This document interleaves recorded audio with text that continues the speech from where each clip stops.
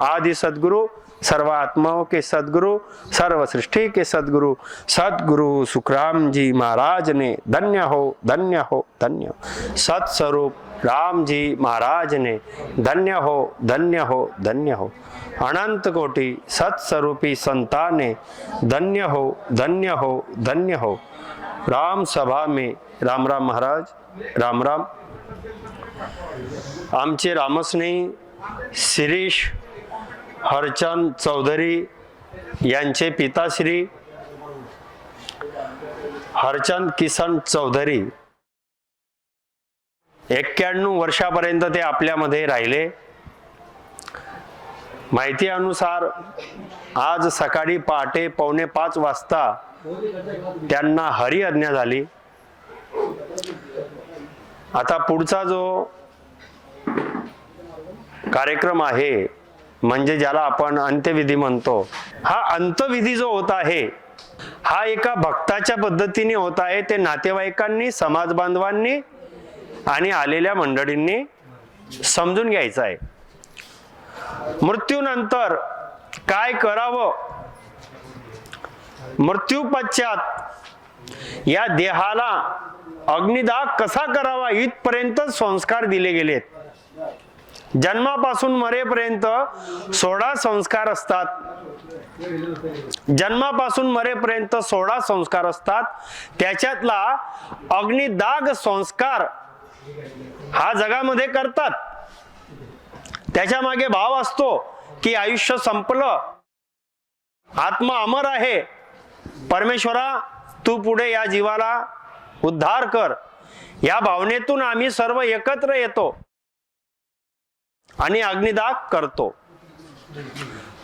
आता पुढे होतं काय, प्रार्थना परमेश्वराची, श्रद्धांजली करताना परमेश्वर, दुःखातून मार्ग काढावा परमेश्वर, असे मुखातून आमच्या वचन निघतात। आणि विधी मात्र जो केला जातो तो विधी असतो काळाच्या मुखात जाणारा। 2 प्रकारची रीत आहे जगामध्ये। अंतविधीची 2 प्रकारची रीत सांगितली आहे संतांनी। आदि सद्गुरु सुखरामजी महाराजांनी सांगितलंय, जुग में बाता दोय, जुग में बाता दोय, अशुभ शुभ जाणिये। जगामध्ये मरणानंतर 2 रीत पाळली जाते। जगामध्ये मृत्यूनंतर 2 रीत पाळली जाते। अशुभ, अशुभ रीत म्हणजे काय, जे आतापर्यंत आपण पाहत आलो त्या रीतीला, सुतक, दुःख, मरण, वाईट झालं। सुतक म्हणजे सर्व दुःख पाडतात, मरण आलं म्हणजे हे वाईट होतं। जे मृत्यू झाला हा काळाच्या मुखाने झाला।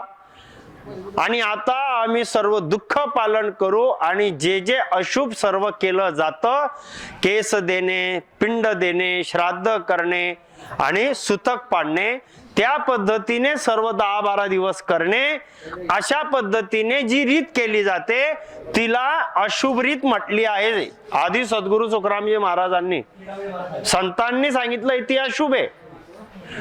मेलेल्याच्या मागाहून त्याला झोपवून तिरडीवर लंबे पाय करून, तिरडीवर लंबे पाय करून त्याला बांधून असं झोपवून घेऊन जाणे, आणि हा मृत्यू सारखा प्रसंग आला आहे, हे सर्व दुःखाची रीत आहे।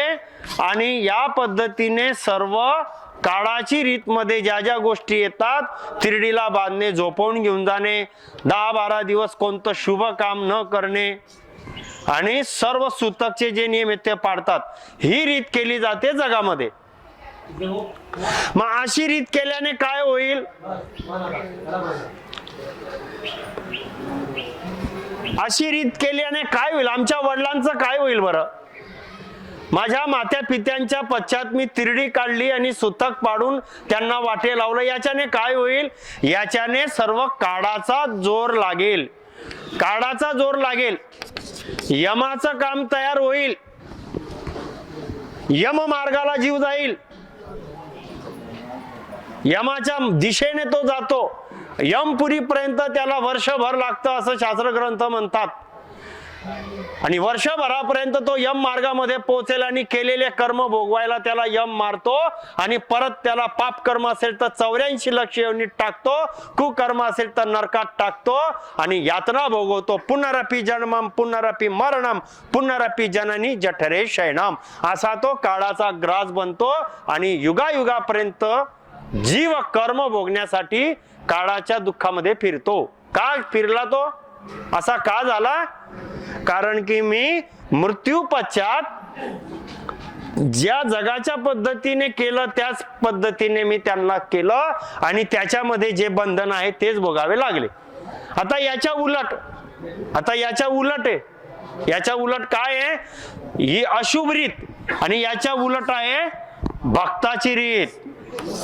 भक्ताची, परमेश्वराच्या भक्ताची रीत आहे. पालखी बैठकी काढा, बैठकीमध्ये मृतकाचं शरीर, आपले माता पिता कोणी असेल त्यांच्या देहाला मांडी मारून बसवा, त्यांची पूजा वगैरे, फेटा वगैरे जे काही असेल शोभायमान करा, पूजा वगैरे करा, तिलक लावा, परमेश्वराचं राम नामाचं गायन करा. ही बैठकी सजवा. जशी जशी सजवता येईल तशी चंदन, गुलाल, फुलं, माळा टाका. परमेश्वराचं राम नामाचं गायन करा. अशा बैठकीमध्ये बसवून आपल्या मात्या पित्याच्या देहाला पूजा अर्चा करून परमेश्वराचं गायन करून अग्निदाग दिला जातो. तिथपर्यंत घेऊन जा. गावकरी समाज, कुटुंबातल्या लोकांनी हा मरणाचा संदेश ऐका. मरण आलं म्हणजे परमेश्वराचा संदेश होता. जन्म आणि मृत्यू माझ्या हातात नाही. ज्याने जन्माला घातलं त्याने परत त्याला बोलवलं. या विचाराने त्यांना वाटे लावायचं असतं. या विचाराने वाटे लावा. मग मात्र गेलेल्या जीवाला यमाचा त्रास होत नाही. हा त्याच्या मागचा फायदा आहे का? जे बैठकीमध्ये आपल्या मात्या पित्याचं कोणाचंही अंतयात्रा काढतात, राम नामाने परमेश्वराचं गायन करतात, परमेश्वराची मर्जी पाडतात, परमात्मा तूच करता आहे, तूच जन्माला घातलं, तू त्याच्या सोबत होता आणि आता तूच त्याला बोलवलं, असा साक्षी भाव ठेवून अग्निदाग करून परमेश्वराचे नियम पालन करून 10, 12, 5, 7 दिवस जितके ठरतात तितके दिवस राम नामाचं गायन आणि संत ग्रंथाचं वाचन करतात. असं शुभ काम मरणानंतर ज्यांनी केलं ते पुत्र धन्य, ते घर धन्य, ते कुटुंब धन्य, तो समाज धन्य, ज्या परिसरात हे कार्य झालं तो परिसर धन्य. असं धन्य धन्य काम होऊन गेलं. मरणाचा प्रसंग आहे बरं, ऐका. प्रसंग मरणाचा आहे पण मी त्याला भक्तीच्या रूपांतरात परमेश्वराच्या मर्जीने अग्निदाग दिला तर यमाची काळाची रीत सुटते आणि परमेश्वराच्या भक्ताची मर्यादा पालन केली. परमात्मा तिथे सर्वांवर कृपा करतो, कोणता दोष लागू देत नाही आणि जाणारा खूप आनंदाने दुवा देऊन जातो की मला यमाच्या यातनेतून सोडवलं बाबा. म्हणून आज काकांची म्हणजे बाबांची जी रीत आहे, या बाबांचं जे कार्य आहे ते भक्ताच्या पद्धतीने होतंय आणि हे संतांनीच सांगितलंय. भारतातल्या संतांनी सांगितलंय, कैवल्य संतांनी. असे आधी सद्गुरु सुखरामजी महाराजांनी जीव कल्याणासाठी आपल्याच मात्या पित्याच्या आणि परिवाराच्या कल्याणाकरता सांगितलंय. हे करावं, हा धर्म पाडावा भक्तीचा. आयुष्य तर गेलं आता काय आपल्या हातामध्ये राहिलं? अग्निदाग जरी तुम्ही असा केला ना सुंदर तर जाणाऱ्याचं कार्य सार्थकी होतं आणि आम्हाला दोष लागत नाही. म्हणून हा भक्ताचा मार्ग स्वीकारा. याच भक्ताच्या मार्गाने आपलं कार्य कोणाचंही कुटुंबामध्ये करा. म्हणून गुरु महाराजांनी म्हटलंय हे कार्य प्रत्येकाने करावं. आपल्याच हातात आहे काय करा आणि काय नाही. जगाची रीत केली, यमाचा प्रकार आणि यम तिथे त्रास देतो. भक्ताची रीत केली, तिथे राम परमात्मा येतो आणि परमात्मा सर्वांना सुख देतो. म्हणून आज बाबांची अंतयात्रा आधी सद्गुरु महाराजांनी सांगितलेल्या भक्ताच्या पद्धतीने बैठकी काढून नामस्मरण करत भक्तिभावाने होणार आहे आणि त्याच्यामध्ये सर्व समाज, नातेवाईक, कुटुंब, परिसरांनी सहभाग घ्या आणि आपलं कोटी फळ परमेश्वराचे जागृत करून घ्या. जाणाऱ्याला खूप सुख मिळतात. ज्याने अशी रीत केली त्यांना परमात्मा खूप सुख देतो, आणि ज्यांनी डोळ्याने दर्शन घेतलं, याच्यामध्ये सामील झालात, या बैठकीमध्ये अंतयात्रेमध्ये जे जे आले त्यांचे जन्माचे काळाचे दुःख सुटतात आणि परमेश्वराचे सुकृत पुण्य त्यांना कोटी कोटी फळं प्राप्त होतात. जे फळ 68 तीर्थ, जे फळ 101 यज्ञ करून, जे फळ ब्रह्मा विष्णू महादेव यांची पूजा पाठ करून भेटत नाही, ते फळ फक्त अशा अंतयात्रेमध्ये ज्याने सहभाग घेतला त्यांना भेटून जातं. किती मोठा महिमा आहे. म्हणून अशा पद्धतीने अग्निदाह करावा सुंदर रीते. मृत्यू वाटाडे, मरण कोणाला टाळता येणार नाही. जन्माला आला त्याला जावंच लागेल. मग आम्ही का जन्माला आलो होतो? गुरु महाराज म्हणतात भक्ती करण्याकरिता आलो होतो, पण हा देह भक्तीसाठी लावा. धर्मानव अवतार न गायो राम को, गए वे जमारो हार चल्या जमधाम को. धर्मानव अवतार न गाया राम को. काय म्हणतायत गुरु महाराज? अहो आम्ही जन्माला का आलो इथून आमचा विचार असला पाहिजे. या धर्तीवर माझा मनुष्य देह परमेश्वराने दिला, तो का दिला? हा मनुष्य देह मला प्राप्त झाला आहे. प्रत्येकाने आपला विचार करावा. हा मिळालेला माझा मनुष्य देह मला का मिळाला? या मनुष्य देहाला प्राप्त करण्यामागचं कारणच एक आहे. काय कारण आहे? आवागमन मिटे दुःख भारी महा परम सुख पाहू. मला परात्परी परमात्मा देवांचा देव असा जो परम सुख आहे, आत्म्याला परमात्मा प्राप्त करून घ्यायचा आहे आणि जन्म मरणाचं दुःख सोडवून घ्यायचं आहे.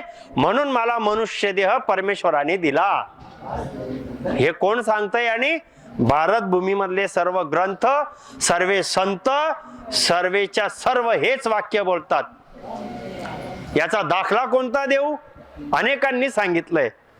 रामायणामध्येच म्हटलं गेलंय बाबांनो, बडे भाग मानव तन पावा. तुलसीदासांनी रामायणामध्ये हे वाक्य लिहिलं, अनेकांनी ते पाठांतर केलं. याचा अर्थ केव्हा येणार? बडे भाग मानव तन पावा, सुर दुर्लभ सद ग्रंथ ही गावा. फार मोठं भाग्य ज्याला या धर्तीवर मनुष्य देहाची प्राप्ती झाली, ते नर नारी धन्य धन्य भाग्यवान आहेत. का भाग्यवान असं म्हटलं बरं संतांनी? मनुष्य जन्म मिळाला म्हणून भाग्यवान का म्हटलं? याला धन कमवता येतं म्हणून म्हटलं असेल का? याला घर चांगले बांधता येतात म्हणून भाग्यवान म्हटलं का? याला शेती चांगली करून पिकं काढता येतात म्हणून भाग्यवान म्हटलं का? याला मुलाबाळांचं कार्य करून लग्न कार्य जमवता येतं म्हणून भाग्यवान म्हटलं का? आम्हाला भाग्यवान का म्हटलं असेल? धन संपत्ती घर वार आणि व्यवहार करावा म्हणून भाग्यवान नाही म्हटलं. भाग्यवान याच्याकरिता म्हटलं की मनुष्य देहाची प्राप्ती झाल्यावरच आत्म्याला परमेश्वर प्राप्त करता येतो आणि काळाच्या दुःखातून मुक्त होता येतं.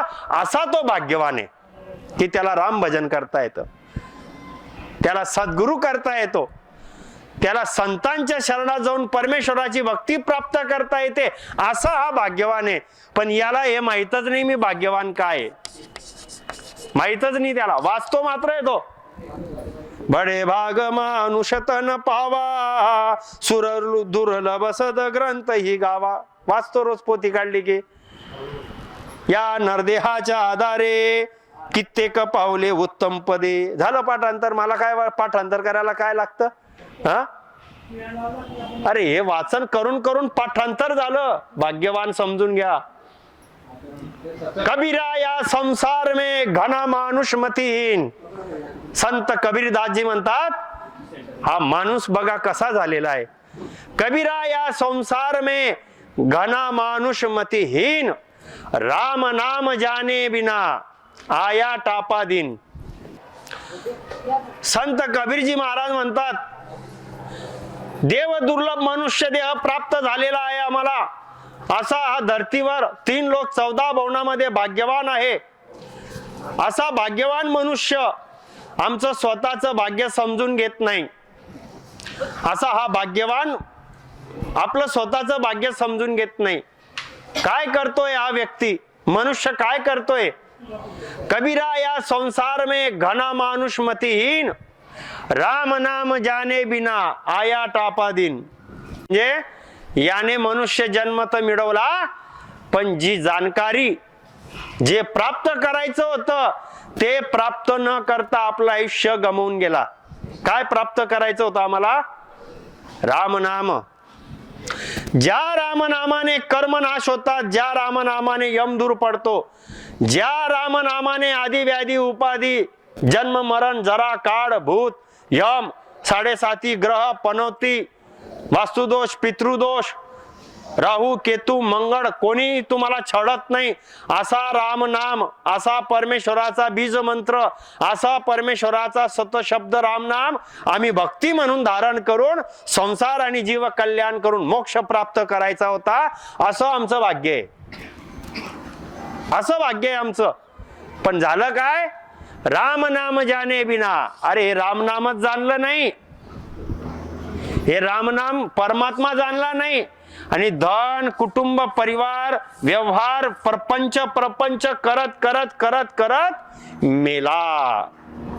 आणि असा प्रपंच करत करत मेल्यावर प्रपंच करत असताना काय सुख मिळालं विचारून तर पहा, एखाद्याला विचारून पहा कोणत्याही व्यक्तीला की बाबा रे तू परमार्थ जाणला नाही आणि प्रपंच केला, या प्रपंचामध्ये तुम्हाला कोणतं सुख मिळालं त्याचं एक तरी उदाहरण द्यावं. संत सांगतायत एकही उदाहरण नाहीये की संसारामध्ये सुख आहे. असं संसारामध्ये सुख नाही नाही नाही.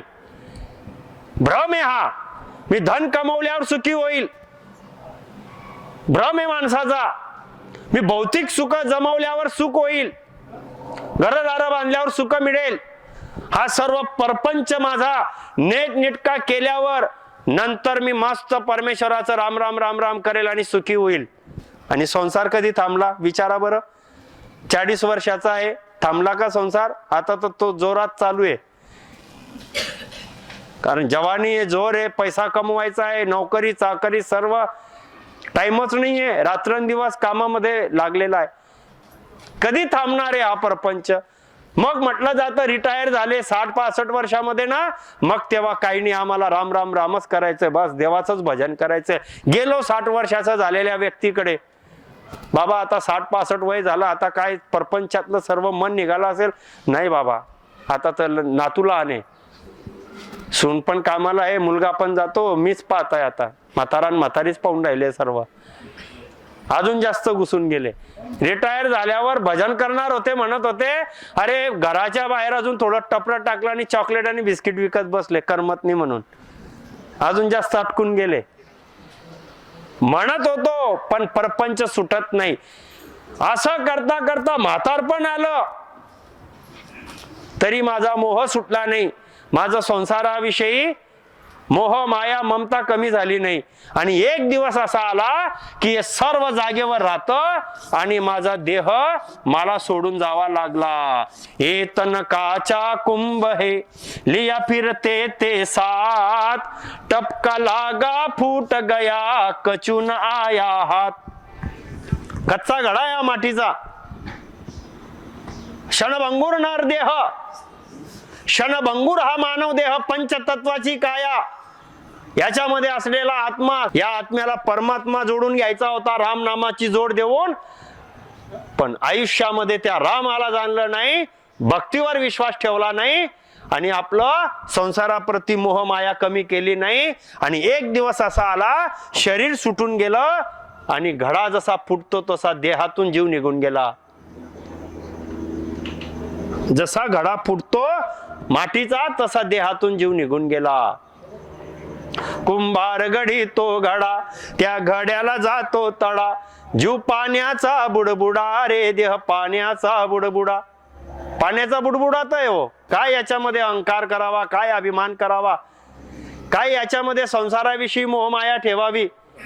ज्याने दिलंय काही कारणाकरता दिलंय, सत्कर्म व्हावे, डोळ्याने परमेश्वराचे ग्रंथ वाचन करावं, डोळ्याने चांगल्या मार्गाने सत्संगाच्या जागेवर जावं, तो मार्ग दिसावा, कानाने परमेश्वराचं गुणगान ऐकावं, हाताने सेवा घडावी संतांची, परमेश्वराच्या भक्तीची. असा देह दिला होता सत्कर्मासाठी. कधी सत्कर्म केले नाही, कधी मुखाने राम राम केलं नाही. गर्भवासामध्ये जो जन्माला येतो 9 महिने ते ठिकाणी राहतो, गर्भवासात करार केला जातो, परमेश्वरा मला जन्माला दे, रात्रंदिवस मी तुझं ध्यान भक्ती करेल. गर्भवासाचा करार केला नाही, सत्कर्म केले नाही, रामनाम मुखात ठेवलं नाही, आणि असा तो गेला. त्याला मरण आलं, आणि या मरणानंतर मग या जीवाला यमाने विचारलं. यमाने, कोणी विचारलं? यमाने विचारलं, दाखव तुझा चिठ्ठा. आता तिथे चतुराई चालत नाही, लबाडी चालत नाही, वशिला चालत नाही, तिथे कारण चालत नाही की बाबा रे मी सर्व्हिस केली, मी मुलाबाळांना लहानचं मोठं केलं, मी पैसा अडका कमवला. काही नाही चालत तिथे. एकच चालतं, राम भजन किती केलंय दाखवा. कारण सांगू नका. राम नामाची करन्सी, किती रामनामाचं धन आहे दाखवा. आणि तिथे कारणच कारण सांगितले, रामनामाचं एकही वाक्य नाही, एकही नाही. मग त्यावेळेस तिथे त्याच्यावर अत्याचार होतो, म्हणजे त्याच्यावर केलेल्या कर्माचा मार पडतो. धन दौलत किती जोडा, यम ऐकत नाही थोडा, जीव पाण्याचा बुडबुडा रे, देह पाण्याचा बुडबुडा. आता कोण ऐकणार आहे त्याचं? घरातले तर आपल्या तयारीला लागून गेले. कोण ठेवणार आहे? मी मेल्यानंतर कोणी ठेवणार आहे का? किती प्रेम केलं तरी. नियमच आहे, शरीर सुटल्यानंतर त्याला पंचतत्वामध्येच द्यावं लागतं, कोणी ठेवू शकत नाही. आणि ज्या कारणाकरिता जन्म दिला तेच विचार मी केले नाही. भजन नाही, भक्ती नाही, नामस्मरण नाही, सत्कर्म नाही. मग यमाचा मार त्याच्यावर चालू होतो आणि त्याचा दुःख भोगावे लागतात. म्हणून मरण्याच्या आधी आपली सुविधा करा.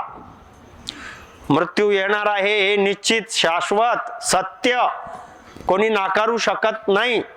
मृत्यूला घाबरू नका, तो परमेश्वराचा संदेश आहे. मृत्यू सुद्धा मंगलमय समजावा आणि जाणाऱ्याचा मार्ग सुधारावा. हे ग्रामगीतेमध्ये तुकडोजी महाराजांनी दिलंय की मृत्यूला सुद्धा परमेश्वराची जोड द्या.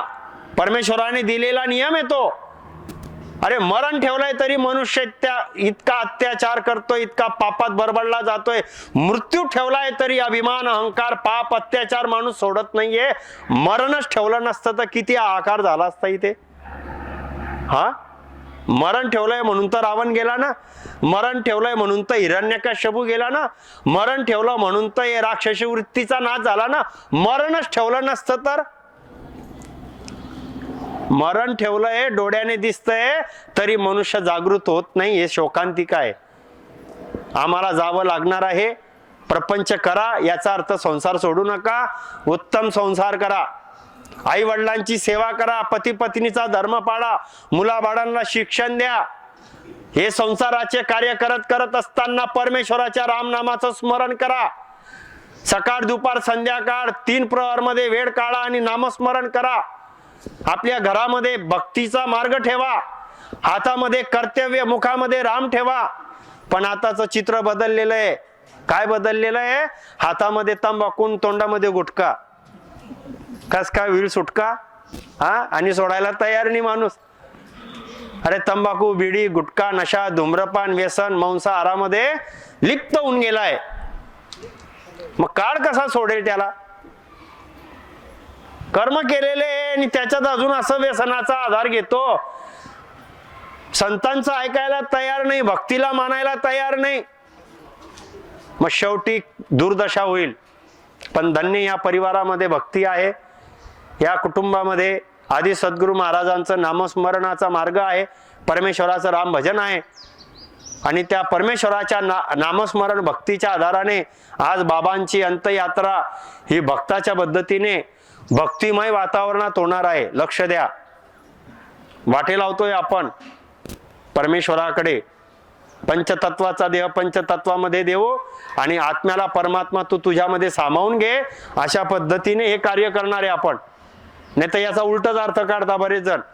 ते रामदारावालाकडे गेलो आणि तिथे त्यांनी रडलंच नाही, आणि तिथे त्यांनी काही सुतकच पाडलं नाही, मग तिथे त्यांनी काही केसच दिले नाही, मग तिथे त्यांनी पिंडदान पण केलं नाही, तिथे त्यांनी जीव ठेवला नाही, तिथे त्यांनी विसावा ठेवला नाही, अशी चर्चा करतात. राम राम केलं ते पहा, जीव कोणाचा ठेवतात, विसावा कोणाचा ठेवतात, पिंडदान कोणाचं करतात, हे शास्त्रामध्ये दिलंय ना. यमाच्या मार्गाला जाणाऱ्याची रीत आहे ती. ही रीत आहे परमधामाला जाण्याची. बैठकीची रीत आहे आत्म्याला परमधामाकडे परमेश्वराकडे देण्याची. मग परमेश्वराकडे देण्याच्या रीतमध्ये सर्व शुभ शुभ चांगलं काम करावं लागतं. त्याच्यात वाईट झालं म्हणून न मानता परमात्म्याने जे केलं ते चांगलं केलं आणि त्या मार्गाने आम्ही वाटे लावलं. त्याच्यात कुटुंबाला दोष राहत नाही, जाणाऱ्या जीवाला दोष कुठला राहत नाही. त्याची मोह माया ममता विषय सुटतात आणि तो एक तर मानव जन्माला येतो, पुढचा जन्म मानवाचा घेऊन चांगल्या ठिकाणी येतो, नाही तर मोक्षाला जातो. म्हणून ही परमधामाची रीत आहे. म्हणून केस दिले नाही जाणार किंवा आघाडी ठेवली नाही, पिंडदान केलं नाही, यमाचं काम नाहीये म्हणून रामनाम केलं आणि चांगलं काम केलं. जिथे यमाची रीत आहे, यमपुरीला जाण्याचा मार्ग आहे, तिथे पिंडदान श्राद्ध आघाडी त्या पद्धतीने करतात. आणि ते गरुड पुराणामध्ये तुम्ही वाचू शकतात की तो यम मार्गाला जाण्याचा मार्ग आहे, तो परमधामाला जाण्याचा मार्ग नाहीये. परमधामाला जाण्याच्या मार्गामध्ये पिंडदान श्राद्ध आघाडी येत नाही. म्हणून बाबाची रीत परमधामाला जाण्याची केली आहे, ती परमेश्वराच्या विधीने केली आहे. ते आम्ही समजा आणि आजही आपला विचार करा. आपला विचार काय करा की एक दिवस माझा पण येईल, माझी काय तयारी आहे, आमची काय तयारी आहे बरं. हा, ज्याला मरावं नाही त्याने कोणती तयारी करू नका. ज्याला मरण येणार नाही त्याने काहीच करू नका. ज्याला पटेल तसं जगा बाबांनो. पण कोणी जगावं तसं? ज्याला मृत्यू येणार नाही त्याने काहीही करा, चालेल, त्याच्यासाठी सूट. पण ज्याला मरावं लागेल त्याने विचार करा की या कर्म चलेगा साथे धक्का बहुत भी दखाय. केलेले कर्म सोबत येणार आहेत, केलेले कर्म सोबत येतील आणि केलेल्या कर्माचे धक्के मात्र खूप भेटतील, भयानक धक्के खावे लागतील. या मनुष्य देहातून जीव निघाला रे निघाला, परमेश्वराची भक्ती नाही, नामस्मरण नाही. किती धनवान असेल, किती रूपवान असेल, किती जगामधली त्याच्याकडे बुद्धी एकदम प्रवीण असेल, पण मृत्यूनंतर ते व्यर्थ ठरतं आणि त्याला कर्मानुसार 84 लक्ष योनीमध्ये कुत्रा मांजर साप सरडा विंचू बनून भटकावं लागतं आणि दरदरच्या ठोकऱ्या खाव्या लागतात. त्याला म्हटलंय 84 लक्ष योनीचा फेरा. या देहातून गेला, पाप कर्म भोगायला इथे. कुकर्म झालं असेल नरकात पडेल. नाना प्रकारचे नरक कुंडामध्ये त्याला यमाचे दूध टाकतील. जळून कटून आत्महत्या करून अपघाती अधुरा आयुष्य सुटून गेला, अगतीमध्ये जाईल. ना इथे राहणार ना तिथे राहणार, मध्येच वाऱ्याच्या दिशेने भूत प्रेत सारखा फिरेल. अतृप्त आत्मा म्हणून त्याला काय म्हणता? अगती. अन्न पाणी मिळत नाही, काया भेटत नाही, अगतीमध्ये तो अतृप्त आत्मा म्हणून फिरतो. काही कल्पापर्यंत राहतो, सुटत नाही. हे जाण्याचे मार्ग आहेत. शरीर सुटल्यानंतर पाप कर्म 84 लक्षणी, कुकर्म नरक, जडून कटून अपघाती, भर जवानीमध्ये अधुरायुष्य सुटलं अगती. मग कोणी म्हणेल दादा आम्ही तर भक्ती केली, मग आमचं काय होईल? तरी जावं लागेल. शुभ कर्म कर स्वर्गा जावे, अशुभ किया 84. ज्याने भक्ती केली असेल त्यांनी ऐका, शरीर सोडावं लागेल. पण भक्ती केलेल्याला कोणती भक्ती करावी हे माहित नव्हतं, किंवा भक्ती माहिती असल्यावर सुद्धा त्याने राम भजन केलं नाही. मग त्याने शुभ कर्म केले. मग शुभ कर्म करणारा कुठे जातो? शुभ कर्म करणारा सत जत तप करणारा स्वर्गात जातो. त्याला स्वर्गाधिकाची गती मिळते. आणि स्वर्गामध्ये नियम आहे, स्वर्गामध्ये नियम आहे, केलेले सुकृत पुण्य भोगवले जातात. स्वर्गाचे पुण्य ज्या दिवशी संपतात त्या दिवशी त्याला तिथून काढ उचलतो आणि खाली पटकून फेकून देतो की जा, तुझे पुण्य संपले, तुझे शिल्लक असलेले पाप आता तू परत भ्रमण कर आणि पशु पक्षी प्राणी कुत्रा मांजर साप सरडा विंचू बनवून 84 लक्ष योनीमध्ये पाप कर्म भोग. स्वर्गाचा नियम आहे पुण्य भोगा, आणि शिल्लक असलेले पाप 84 लक्ष योनीमध्ये फिरा. स्वर्गात गेला तरी सुटका नाही. म्हणून डोक्यातून काढून टाका की मी पुण्य कर्म केले म्हणजे सुटलो. पाप पुण्य कंचन लोह बेडी, पाव पड्या दुःख पावे. या जीवासाठी पुण्य पण बंधनकारक आणि पाप पण बंधनकारक आहे. पाप असेल पशु पक्षी प्राणी म्हणून भटकेल, पुण्य असेल स्वर्गामध्ये काही दिवसापर्यंत सुख भोगून त्याचे क्षय होतील, सदाकरिता राहणार नाही. पाप आणि पुण्य या जीवाला जन्म मरणाच्या फेऱ्यामध्येच फिरवणारा चक्र आहे. म्हणून आदी सद्गुरु सुखरामजी महाराज म्हणतात, परमात्मा करा. आत्म्याची भक्ती सत परमात्मा आहे. ज्याने सत परमेश्वराची रामनामाने भक्ती केली त्याचे पाप आणि पुण्य एक कर्माचे बंधन सुटून जातात. शुभ कर्म कर स्वर्गा जावे, अशुभ किया 84, जन सुख राम भक्ति कर केवल, परम धाम को जासी. अरे ज्याने कैवल्य परमेश्वर रामाची भक्ती केली तो परम मोक्षाला गेला. ती भक्ती करायला आम्ही आलो होतो पण आम्ही भक्तीच जाणली नाही. देव देव मी को न म्हणावे, देव देव मी को न म्हणावे, वर्म कडे ना गुरु किल्ली. अहो खरा देव तो वेगळा राहिला, पोथ्या वाचून ही वाट चुकली. खरा देव तो वेगळा राहिला, पोथ्या वाचून ही वाट चुकली. कोण कोणाची भक्ती करावी, भक्ती मार्ग काय आहे याचा सखोल विचार करा. सर्वात शेवटी म्हटलं जातं फक्त राम नाम सत्य है आणि सत्य बोला गत्य. इथे म्हटलं जातं बस. इथे मृत्यूच्या नंतर इथेच म्हणतात. आणि जिवंत असताना हाच राम बोलायला संतांनी सांगितलं होतं. बाबा रे राम म्हण, बाबा रे राम भजन कर, कमलमुख राम भजन को दिया. प्राणी अरे समज सिमरो राम, ऐकलाच नाही. कोणता राम आणला, हा राम कोणता आहे, ही कोणी भक्ती सांगितली. मग जगामध्ये तर पूजा पाठ चालतं आणि आम्ही तर अनेक सोहडे ओवडे करतो. सोमवार मंगळवार बुधवार गुरुवार शुक्रवार शनिवार रविवार कानबाई 14 रोट म्हणजे मरीमाय जितीमाय भैरोबा म्हसोबा पूजोबा सर्व केलं. एक भक्ती सोडली नाही आम्ही आयुष्यभर. आणि सर्वात शेवटी एकही भक्तीचं नाव घेतलं नाही, फक्त रामाचंच नाव घेतलं. राम नाम सत्य आहे आणि सत्य बोला गत्य. सर्वात शेवटीच तुम्ही आम्ही फक्त याला आठवण करू. आणि ज्याच्या भरोशावर 77 कोटी 76 लाख श्वास घेऊन जिवंत राहतो त्याला फक्त सर्वात शेवटी आम्ही आठवण करतो आणि आयुष्यभर सर्व देवांच्या मागे फिरतो. अरे ते देवांनीच म्हटलंय, त्या देवांनीच म्हटलंय राम भजन करा म्हणून. या देवांनीच सांगितलंय की राम नाम सत्य आहे म्हणून. आणि कोणाला खोटं वाटत असेल तर महादेवाने पार्वतीला सांगितलेला पद्म पुराणातला श्लोक पहा. महादेवाने आपल्या पार्वतीला पत्नीला 108 वेळा जन्म मरणा प्रलयात जाणाऱ्या पार्वतीला महादेवाने मंत्र दिला. कोणता मंत्र दिला? राम रामेती रामेती रमे रामे मनोरमे सहस्रनामा तत्तुल्य राम नाम वरानने. पार्वती ऐक, हे पार्वती उमा ऐक, हा राम नाम मंत्र घे.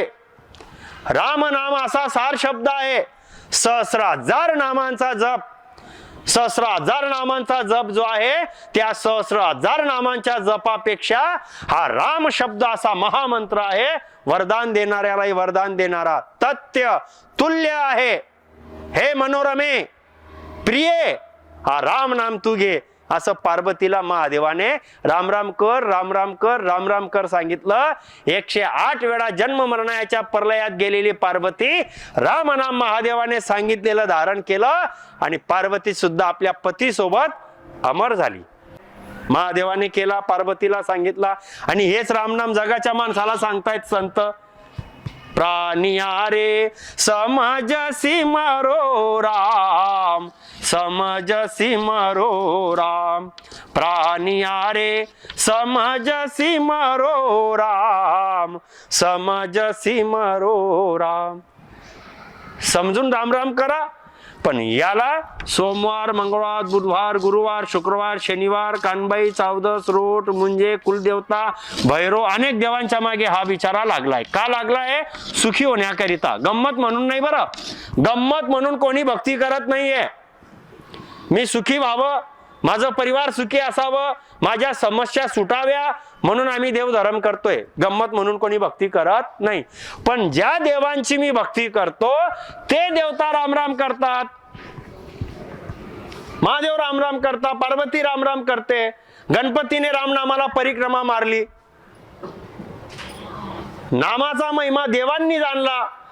रामचंद्राने स्वतः रावणाला मारण्याकरिता दगडावर रामनामाने सेतू बांधून लंकेवर स्वारी करून रावणाला मारलं. राम से बडा राम का नाम, हे रामायणचं प्रमाण निघालं. मग परमेश्वराचा बोध रामनाम, हा रामनाम सर्व मोठमोठे देवता घेत आहेत. हे रामनाम आम्हाला सद्गुरू सांगतायत, आदि सद्गुरू महाराज, की प्राणी अरे समज सिमरो राम, राम नामाने स्मरण करा आणि मोक्ष प्राप्त करा, काळाच्या दुःखातून निघा आणि संसार पण सुखाचा करा ना. संसार कुठे आपला पूर्ण राहील? रामनाम मुखी धन्य एक संसारी. ज्याच्या मुखात रामनाम आलं तो संसारी धन्य झाला, आणि ज्याच्या संसारामध्ये रामच नाही आला मग तो यमाकडे गेला. म्हणून आपल्या संसारात सुद्धा रामनामाची जोड महत्वाची आहे. हातात काम आणि मुखात राम ठेवा बाबांनो. सहज सुंदर भक्ती आहे. कलियुगामध्ये सतत आपल्याला कुठेही करता येईल. या कलियुग केवळ नामधारा म्हटलं आहे. अनेक क्रियाकांड, अनेक कर्मकांड, अनेक विधी करण्यापेक्षा परात्परी परमात्मा, देवांचा देव जो अमर अविनाशी आहे, अशा परमेश्वराला राम म्हटलंय. आणि त्या रामाचं, त्या परमेश्वर रामाचं आम्ही सर्वांनी नामस्मरण करावं. ही खरी सत्य भक्ती आहे. अमर अविनाशी आत्म्याला खरं परमपदाची जाणारी भक्ती आहे. अनेक भक्ती मार्गांचा सतत तप केला स्वर्गात जाल, नवविद्या भक्ती केली वैकुंठात जाल, गायत्री धर्म केला ब्रह्माच्या सतलोकात जाल, ओम नम शिवाय हठयोग केलं कैलास मुक्तीला जाल. ह्या देवलोकाच्या मुक्त्या आहेत. त्या पण भक्त्या आहेत, पण त्या देवलोकाच्या मुक्त्या आहेत. मला परमात्मा पाहिजे, मला परम सुखी व्हायचंय, म्हणून ही अमर अविनाशी सत्य परमेश्वराची भक्ती आहे. आणि ती भक्ती आम्ही सर्वांनीच करावी. असा तो सत्स्वरूप परमात्मा राम, की ज्या रामाच्या आधाराने सर्व सृष्टी चालते, असा परात्परी परमात्मा राम. याच्या जोडीला आहे हा दुसरा गोल काढलेला, हा आहे होनकाड. ह्या तिसरा गोल आहे मायापद. याला म्हणतात मायापद. या मायापदामध्ये सर्वात खाली पाताळ लोक, पाताळाच्या वरती हा आम्ही जन्म मरणामध्ये येतो, हा मृत्यू लोक, हा खाली पाताळ लोक. याच्या मृत्यू लोकाच्या वरती हा स्वर्ग. याच 3 लोक 14 भवनामध्ये परमेश्वराच्या आधाराने ब्रह्मा उत्पत्तीचं कार्य करतात. पालन करणारे विष्णू आहेत, वैकुंठाचे स्वामी. संहार करणारा देव महादेव शंकर आहे. असं ब्रह्मा विष्णू महेश शंकर, शक्ती देवी ब्रह्मा विष्णू देवासोबत रूप घेते आणि या सृष्टीचं कार्य पाहते. आणि पाप पुण्याचा न्याय करणारा सर्वात वरती बसवला आहे यमराज, की त्याने या जीवाचा लेखाजोखा पाहावा आणि दंड द्यावा. असा हा सृष्टीचा पसारा आहे. आता मानव जन्म मिळाला आहे, तो भजतो राम भजा आणि आपल्या आत्म्याला परमात्म्याच्या परम सुखाला निज घरीमध्ये पोहोचवा आणि जीवाचं कार्य करा. आणि या जीवाने, या माणसाने जर या देहाने भक्त्या केल्या तर त्याचे फळ 3 लोक 14 भवनामध्ये भेटतात. हे आम्ही ज्ञानाने पाहतोय. जैसा कर्म करेगा वैसा फल देगा भगवान. याच्यात काय चुकीचं आहे? निर्णय मी घेतला, मला जे पाहिजे मी ते ठरवलं आणि त्याचे फळ आम्ही बघतोय. म्हणून आम्हाला राम भजन करा, राम भजन करा म्हणतात संत, की राम नामाने कर्म कापले जातात, राम नामाने जन्म मरणाचा फेरा सुटतो, राम नामाने देवता आमच्यावर सदैव धन्य धन्य म्हणून खुश असतात, की हा मोक्षाला जाणारा भक्त आहे म्हणून. कुलदेवता नाराज होत नाही, कोणता देवता कोपत नाही, आमच्यावर कोणता दोष राहत नाही. म्हणून ज्याने आयुष्यभर जरी राम नाही केलं तर त्या प्रेतासोबत तरी लोक बोलतात की राम नाम सत आहे आणि सत बोला गत आहे. एवढा त्या नामाचा महिमा मोठा आहे. मग ते नाम आपण जिवंतपणे भक्ती म्हणून करा. सहज आहे, सुंदर आहे, सोपं आहे. महर्षी वाल्मिकांनी घेतला उलटा नाम जपत जग जाना. कोण मानत होतं आधी त्यांना? रत्नाकर नावाचा डाकू म्हणून लोक घाबरत होते, पातकीन पापी म्हणून त्यांना बोलत होते. पण रत्नाकराचं नंतर काय झालं? वाल्याचा वाल्मिकी झाला. या नामामुळे झाला ना हो. मग या नामामुळे जर वाल्याचा वाल्मिकी होऊ शकतो, मग मी का नाही तरू शकत? हेच रामनाम ज्यांनी ज्यांनी घेतलं ते संत श्रेष्ठ होऊन गेले. या नामाची थोरवी अनेक आहे, पण वेळ आपल्याकडे कमी आहे. संत कबीरांनी घेतलं, नामदेवांनी घेतलं, संत मीराबाईने भजन म्हटले, पायोजी मेने राम रतन धन पायो. अशी सुंदर भक्ती आहे. आज बाबांच्या अंतविधीमध्ये आलेला सर्व समाज बांधव परिसर आम्ही तुम्हाला सांगू इच्छितो की आपणही आपल्या जीवनामध्ये या राम नामाची भक्ती धारण करा. राम नाम घ्या आणि भाग्यवान व्हा. प्रत्येक कामाची सुरुवात राम नामाने करा. हे रामनाम घेतल्याने असंभव कार्य संभव होतील, इतका या नामाचा महिमा आहे. तंबाखू, बिडी, गुटखा, नशा, धूम्रपान, व्यसन, मांसाहार सोडा आणि परमेश्वराच्या भक्तीची रीत पालन करा आणि संसाराचे कार्य उत्तम करा. उत्तम करा म्हटलंय बरं. सांगायला वेळ कमी आहे, आपला वेळ ठरलाय, निघायचंय, नाही तर याच्यावर खूप बोलता येतं. सहज जीवन जगा.